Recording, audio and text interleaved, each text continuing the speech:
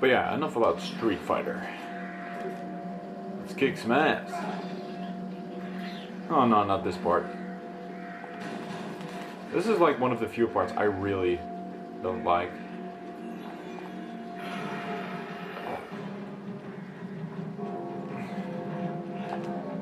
Climby climb. Because you have to deal with a lot of darkness and really fast.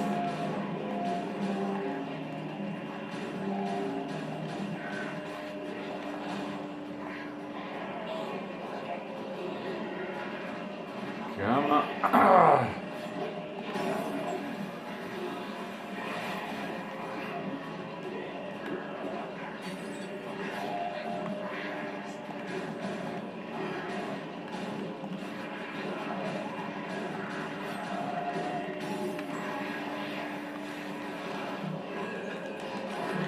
That was a bit too close.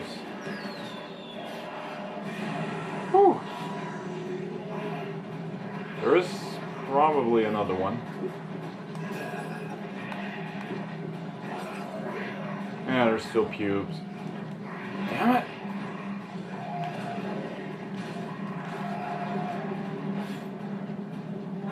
Alright, where's the last one then?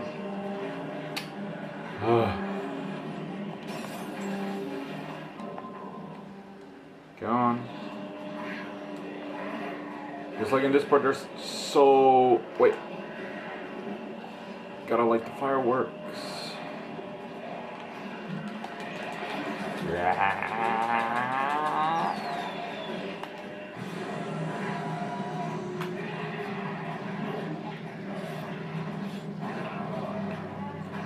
Oh boy.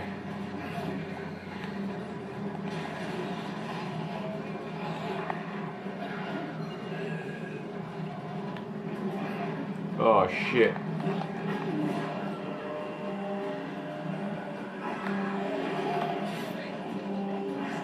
Almost there. There's the hand. Come on. Whew.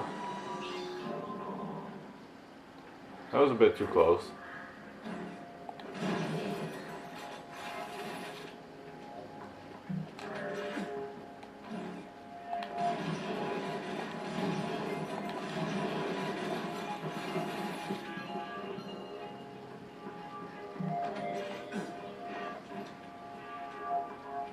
Let's take a look.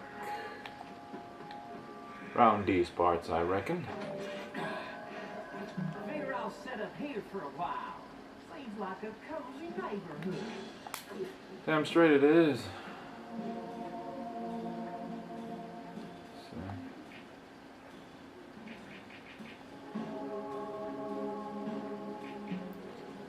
Well, good God, these things are cheap.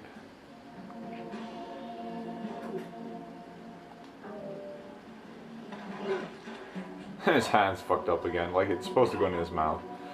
Ah, Suda,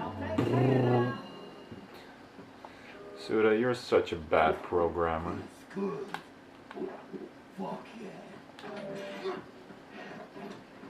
Yeah, the darkness parts are the only, like, sort of tricky ones.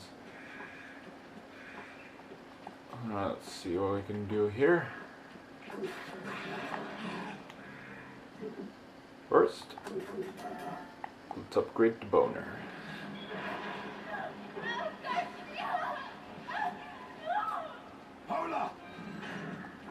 No! Nicht Paula. Yeah, this puzzle gets really boring really quick as well. But it's better than just give us this power and... Nah, no, you know what? I wanted them to use this a bit more instead of like this cheapo variant.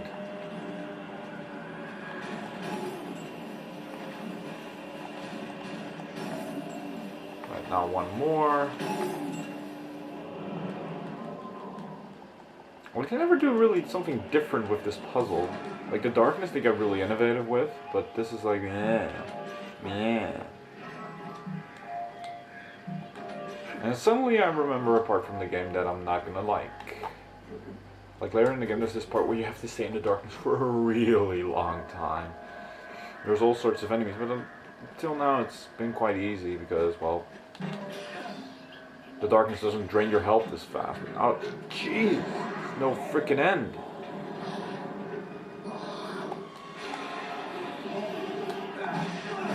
Jesus, didn't even mean to hit him. Oh well. Jeez, get out of my way.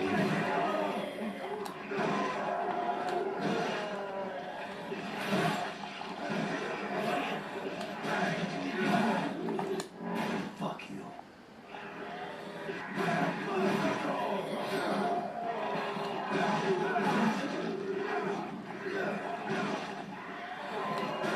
Melee's overpowered.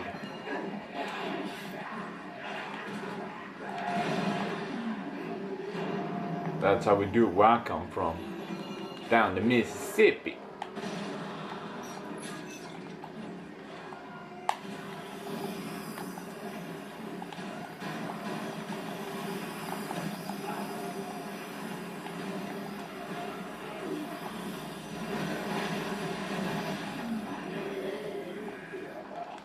Gotcha.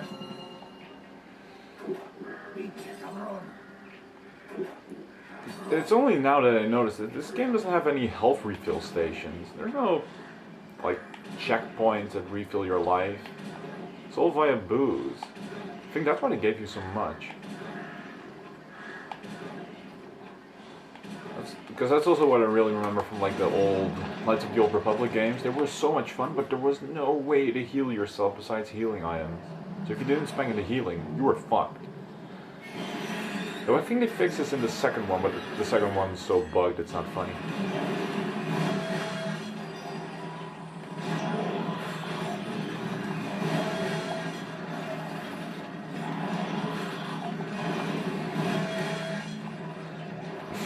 Oh, you guys are so easy.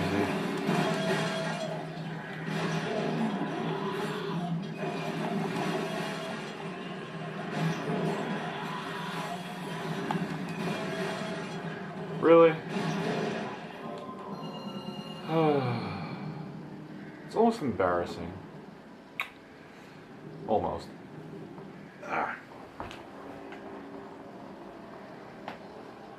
I've also been preparing a little bit for my new Demon Souls playthrough, which I will be recording because I've been playing a lot of Dungeons and Dragons, not the video game, but like the board game thingy with friends. And I've been thinking, yeah, I'm gonna make that character, but then in Demon Souls. The only downside is I don't have the game anymore. I lent it to a friend who never played it and still has the game. He lives pretty far off, so I sent him a message when we're gonna meet again, but he didn't answer. So yeah, I just want my game back so I can play it. Like, it'll be fun to like do one obscure playthrough before Dark Souls comes out, which is gonna be like my main played. It's the game that this channel is gonna be built around. Like, there's gonna be other playthroughs, but this is gonna be the main one. Whee!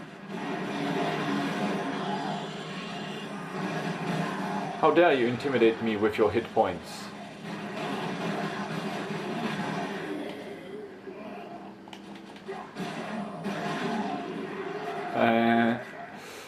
You're such a fool.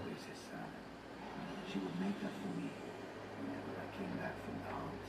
I know, it's your favorite. Although how you would have an appetite now is beyond. I am always hungry for my honey. Then that is disgusting. I never really understood this part. Why do they have to make you backtrack all this way? Doesn't make really sense.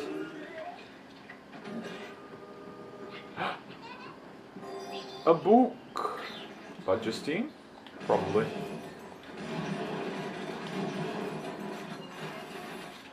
Let's read. Beauty. Brava! Bravissima! A tidal wave of applause washed over Justine as roses rained down on the stage. It's a wonder they don't hit me, she thought bitterly. and the largest target for miles. Fatty. After curtain down, she retired to her dressing room, set her horned Viking helmet aside, and waddled up to the mirror with a gelatinous jiggle. There was a knock at the door, and Henry Wallen appeared. Henry again. Cheers. You were magnificent, Mr. Vangello. Did you see? The papers are calling you the finest soprano of the 19th century. He looked at the floor and shifted his feet uncomfortably. Every man in town loves you. Boring. Stupid Henry, moaned Justine as she examined her profile in the mirror. No real man could love a fat twat like me. She tried adjusting her midriff. Disgusting. She waited for the sigh, but today Henry's response was different. There was a rustle, a metallic thunk. Good evening to you, my lady. She held up the plaque of the door. Justine gazed wistfully at the tin-type, beautiful Bella Margot, the slender soprano she idolized in her youth. What was Bella's secret, she wondered, as she picked away at a box of truffles on the table. What indeed? It's only just now that I noticed, but these things are actually pretty well written. A few minutes later, Justine was bent over the wastebasket by the door, gagging and heaving. Eventually she gave up and removed her finger from her throat. Then, at the bottom of the wastebasket, she saw the roses in the letter, and remembered the rustle and the thunk. She opened the letter and read aloud. You have won my heart, and that is no small feat. Oh, how sweet! No small feat! She shouted in rage. A large feat, is that it? She crumpled up the note, threw it on the floor, and stomped on it for good measure. Something inside of her had snapped. From that moment forward, she was determined to never sing again. Her voice could go to hell, just as long as she could be beautiful. No one knows exactly what happened to Justine after that.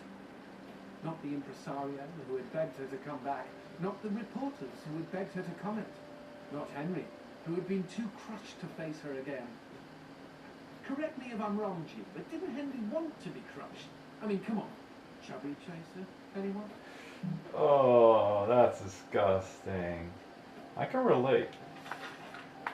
When Justine's landlord finally let himself in, he was startled to discover a slim and beautiful woman in his tenant's armchair. She was naked, and her throat had been savaged. The blood had painted an inverse bouquet of roses on her chest. The woman held her own vocal cords in her hands. The end.